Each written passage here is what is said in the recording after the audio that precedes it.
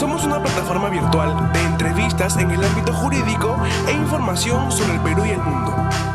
Puedes encontrar nuestra plataforma web como www.enterateconleslie.com y también puedes seguirnos en nuestras redes sociales como Facebook, YouTube y Twitter. Entérate con Leslie.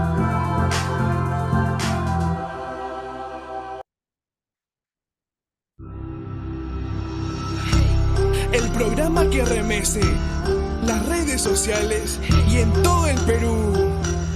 Bienvenidos a Entérate con Leslie, con nuestra directora y conductora, Leslie Yatas. Adelante. Hola amigos, ¿cómo están? Les saluda Leslie Yata Ramírez en la dirección de la portal web Entérate con Leslie. Y hoy vamos a tener en el bloque de actualidad al doctor Ángel Delgado, con quien vamos a conversar todas las incidencias de lo que ha sido la destitución de 2 miembros de la Junta Nacional de Justicia, Aldo Vázquez Ríos e Inés Tello, como también la bicameralidad. A partir de las próximas elecciones, el Congreso quedará formado por 130 diputados y 60 senadores. Vamos a conversar con el doctor Ángel Delgado las incidencias del debate de la Junta Nacional de Justicia y el retorno a la bicameralidad en nuestro país. Regresamos en breve. Bien amigos, regresamos al bloque de actualidad y estamos en enlace vía Zoom con el doctor Ángel Delgado. Él es reconocido abogado y constitucionalista en el Perú y vamos a conversar todo lo que ha sido las incidencias de la destitución de 2 miembros de la Junta Nacional de Justicia y el retorno a la bicameralidad. Doctor, muy buenos días. Muchísimas Muy gracias buenos por días. estar con nosotros. Muchas La gracias primera por la deferencia y aquí a la orden para Gracias, responder. doctor. Empecemos por lo más reciente, que ha sido la destitución de 2 miembros de la Junta Nacional de Justicia, mientras que para otros miembros no alcanzaron la votación. En primer lugar, ¿qué opinión le merece que el Congreso de la República haya destituido a 2 miembros de la Junta Nacional de Justicia? Y ahora, ¿qué va a pasar con la nueva conformación? Bien, yo creo que hay que decir que, y esto es decirlo por delante, porque como abogados que somos, nosotros no podemos caer en juicios que solamente se basan en opiniones que desconocen los fundamentos, los procedimientos y las reglas del Estado de Derecho. Lo que tenemos que decir en primer lugar que este es un ejercicio competencial que está a manos del Congreso de la República. La Constitución establece con toda claridad que puede llevar a cabo este tipo de juicios políticos contra los altos funcionarios del Estado que tienen fuero, y entre ellos están los miembros de la Junta Nacional de Justicia, a través de un proceso que se llama juicio político de acusación constitucional. Entonces se han cumplido aquí todas las etapas, ¿no? Y el cumplimiento de esas etapas incluso implica tener un quórum muy calificado. Por eso es que, a pesar de las opiniones de muchos que pensábamos que debían irse mucho más, casi toda la Junta, finalmente la voluntad del Congreso expresada en las votaciones solamente ha permitido alcanzar a destituir a 2 de los 6 magistrados que estaban en lista. Porque el Congreso de la República, con esta votación, cierra el de la Junta Nacional de Justicia. Es que Perdón, recién estoy escuchando. Sí, a ver, me parece que el retorno llega un poco a destiempo. A ver, con esta votación de los 2 miembros destituidos, ¿se cierra el tema de la Junta Nacional de Justicia en el Congreso o es que lo puede volver a retomar? Porque entiendo que estos casos ya fueron archivados porque no alcanzaron la votación, ¿no? Entonces, se Sí, cierra el pues ya, capítulo de la Junta. y por lo menos por las razones que se han esgrimido, ¿no? La representación nacional, que tiene la última palabra, ya no puede, pues, insistir en esa materia. En fin, finalmente se ha sancionado a quien incurrió, digamos, en la falta a título personal, y a los otros por consentir y aprobar. Entonces se ha establecido, de modo curioso, eso ya responde a los misterios de la propia votación, que solamente el señor Vázquez y no los otros tenían responsabilidad. Y repito, ese es el lenguaje de los votos, de las matemáticas parlamentarias, que son las que en un procedimiento político de este tipo tienen la última palabra. Por Claro. eso no es evidente de que aquí, como se ha dicho con mucha ligereza, que aquí hay una prepotencia, que aquí hay una situación de abuso. No, es un procedimiento constitucional, por un lado, que tiene reglas, y ve usted el resultado, probablemente no satisfaga a todos los que estuvieron por la remoción de los miembros de la Junta Nacional de Justicia. Muy bien, doctor Ángel Delgado. Entonces, queda claro que sobre estas razones que se han expuesto en las denuncias constitucionales, queda cerrado el tema porque ya se destituyó a 2 de sus miembros y tendría, en todo caso, que presentarse una nueva infracción para volver a repasar esto o volver a dictaminar Claro, constitucionalmente esta acusación. Entonces, eso ya no, exactamente. claro, Se eso ya necesita no una queda nueva claro. causal, una nueva razón para que Una nueva proceda. causal, una nueva razón, pero no por las Así mismas es, se tenga que reabrir. Eso no es posible absolutamente cierto. jurídicamente hacerlo. Doctor, vayamos al tema de la bicameralidad. El Congreso de la República finalmente aprobó la bicameralidad. Es una reforma que el Ejecutivo no podrá observar, ¿no? Porque se trata de una reforma, así que lo único que resta es promulgarla, ¿no? Y acentuarla, ya acentuar sus bases para las próximas elecciones. Esto rige para las elecciones del Sí, 2006, ¿verdad? sí, Entonces absolutamente.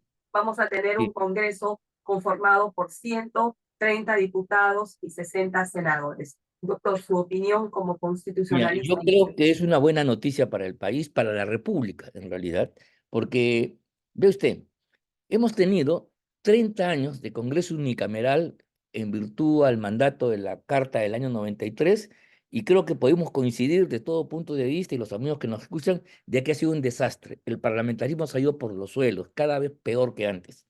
Entonces, el funcionamiento de una nueva Cámara, que en su momento se dijo que iba a mejorar, que iba a agilizar la calidad de los proyectos, mentira, todo es falso.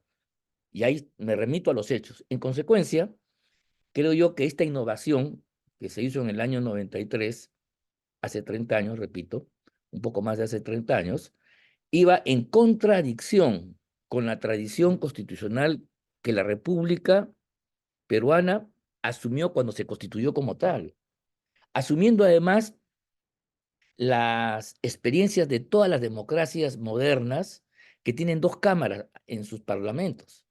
Eso no es casual, eso no es un capricho. Si nosotros hacemos un repaso del derecho comparado, del derecho constitucional comparado, vamos a verificar que salvo los regímenes que se salían de la órbita de la democracia liberal, me refiero a los regímenes socialistas, inventaron esto de la Cámara Única. Ahí es donde ha proliferado, y por eso en el imaginario de las izquierdas todavía queda eso como una gran reivindicación, como una gran reforma del Estado, cosa que, por cierto, en esos países donde un parlamento es un señuelo de equilibrio de poderes porque no funciona de verdad, el poder está concentrado en el partido político, ¿no? Que es y el comité central, que es el que dirige las cosas. En fin, el parlamento es una mesa de partes en última instancia, una instancia para tramitar cosas y nada más.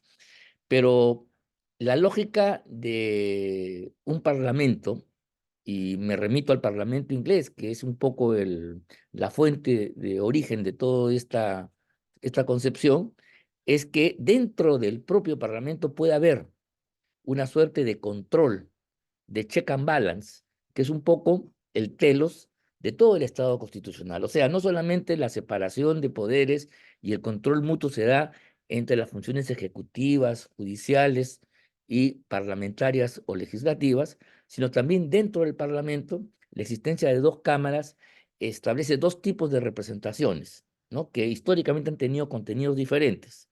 Por ejemplo, en Inglaterra eran los lores, los señores de la Cámara Alta, y la otra eran los comunes. Pero con el tiempo eso responde a criterios de territorialidad en los regímenes federales, y en países como nosotros yo creo que es una forma de calificar y mejorar la producción legislativa, porque hace que el proceso legislativo no se agote en una cámara con una determinada correlación, sino sea revisada por otra.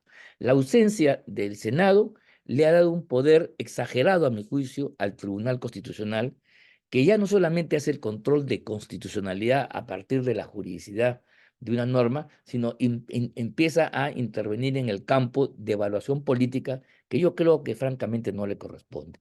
Entonces, creo que esto mejora. Además, si se hace una historia, hagamos un repaso histórico de los parlamentos en el Perú, los grandes parlamentarios han sido siempre senadores.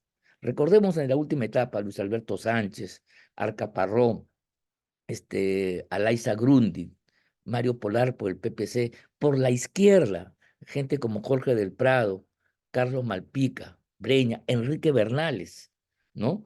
En realidad, lo graneado, lo mejor de la clase política y quienes han sentado cátedra y han marcado un horizonte son los parlamentarios senadores, no tanto los diputados. Hay algunos importantes, León de Vivero, que era un tenaz diputado combativo, pero fundamentalmente han sido los senadores los que eran la expresión más depurada de una clase política, cosa que jamás debió perderse. La innovación del año 93, fruto de una dictadura, de un golpe de Estado, buscó debilitar al Congreso y lo consiguió para afirmar el poder omnímodo del entonces señor Fujimori. Y esa mala práctica se ha mantenido tercamente como una tradición, a mi juicio incomprensible, por la falta de criterio político que hemos tenido y porque algunos sectores de la izquierda y el caviaraje creían que eso es un avance para el proceso de reforma estatal y una mejor función del legislativo. No ha sido así y en consecuencia creo yo que es una buena medida. Las dos cámaras tienen funciones diferenciadas, una cámara revisa la otra, la función política de fiscalización está concentrada en los diputados, la función de elección y control de los altos funcionarios del Estado le Senado. corresponde al Senado de la República. Ujú. Doctor Ángel Delgado, ¿usted cree que la bicameralidad ayuda o ayudaría a tener una mejor representación nacional? Porque hoy en día nadie cree en el Congreso, no, el Congreso pierde legitimidad con los representantes que actualmente tenemos, pero eso va a depender mucho también de cómo elige el Sí, electorado. ¿Usted cree que eso va a sí, sanear o mire, ayudar? yo creo que a esta altura de la vida hay que curarse de ingenuidades si nosotros pensamos que las instituciones de por sí son importantes, pero no resuelven el problema, no son suficientes, mejor dicho. Usted, los amigos que no pueden tener un carro de alta gama, del mejor modelo, parado en su puerta para trasladarse, pero si usted tiene un chofer neófito, lo va a estrellar, ¿se da cuenta? Entonces, no solamente para que funcione un proyecto, un sistema político, no solamente la calidad de la institución tiene que ser importante, sino también los actores que la van a poner en marcha. Pero por lo menos digamos que la primera parte de esta ecuación estaría cumplida, porque yo creo que volvemos un poco a la tradición constitucional de hace 170 años. Son 30 años contra 170 años, en la cual, miren, si hacemos un repaso de la historia política que ha sido sumamente accidentada, nunca habíamos nosotros escuchado en las revoluciones y tumultos de la historia política del Perú una crítica al bicameralismo, una oposición al Senado de la República. Al contrario, ha habido épocas en las cuales había hasta 3 cámaras. Estoy pensando en la constitución vitalicia de Bolívar, ¿no? Entonces, la idea es que siempre los procesos políticos puedan ser objeto de revisión y haya un juego que permita los equilibrios. Y eso yo creo que garantiza una doble cámara. Además, el tipo de elección va a ser diferente, no solamente por la edad, sino también por el tipo de votación. Va a ser que accedan a esta cámara un conjunto de dirigentes políticos, ve usted, que graciosamente actúan desde los partidos o de los medios de comunicación, pero no están representados en las instancias oficiales. No sé si usted se ha dado cuenta de ese divorcio. Los jefes políticos están fuera y de ahí inciden, ¿no? Pues, ¿no? En cambio, los parlamentarios tienen una... No hay un espacio que reúna a lo mejor de la clase política que se insere, pues todos los jefes políticos de los partidos, y piense usted en los residentes, Lourdes Flores, Jorge del Castillo, deberían estar representados en el Senado de la República. Es mejor que estén ahí que estén fuera, ¿sí o no? Y eso yo creo que le da organicidad al régimen político democrático. Entonces, ¿usted cree que con la bicameralidad Sí, por lo vamos a menos, tener o vamos a mejorar la representación nacional y bueno, la la calidad de verdad, las leyes? porque también ese es otro problema, ¿no? Así es. La calidad de las leyes que han Sí, claro. rebotado en el Tribunal Constitucional. Es una Sí. vergüenza, ¿no? A ver, Es una vergüenza. recordemos históricamente cómo, por ejemplo, cuando el impetuoso presidente García en su primer gestión planteó una ley para estatizar la banca, la Cámara de Diputados, donde tenía mayoría, la aprobó en un santiamén.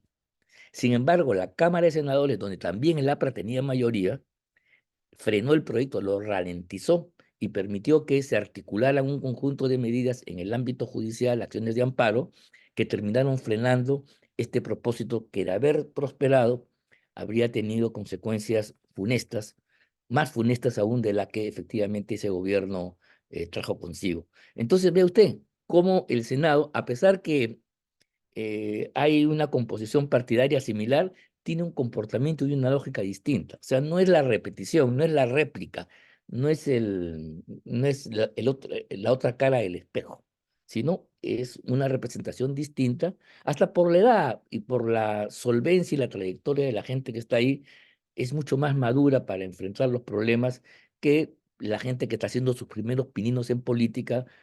Miren, en mi tiempo se llamaba a la Cámara de Diputados la Cámara Joven y la otra era la Cámara Vieja, ¿no? Recordando los tiempos romanos, ¿no? Donde el Senado era una especie de reposo de aquellos que acumulaban una experiencia política importante. Porque la política es eso, tiene que haber Claro. ímpetu, pero también tiene que haber experiencia que ralentice, que frene, oiga, vamos a pensar bien las cosas. Entonces, muchas leyes efectivamente que pasaran a revisión por un Senado con estas características, yo creo que van a ser mejoradas sin duda alguna. Por lo menos tenemos la esperanza. Lo que es inaceptable es que prolonguemos 30 años más de destrucción de la institución parlamentaria y la querramos prolongar indefinidamente. Eso en el fondo es querer destruir al Congreso de la República y matar el parlamentarismo de la experiencia política de las instituciones del Perú democrático y republicano.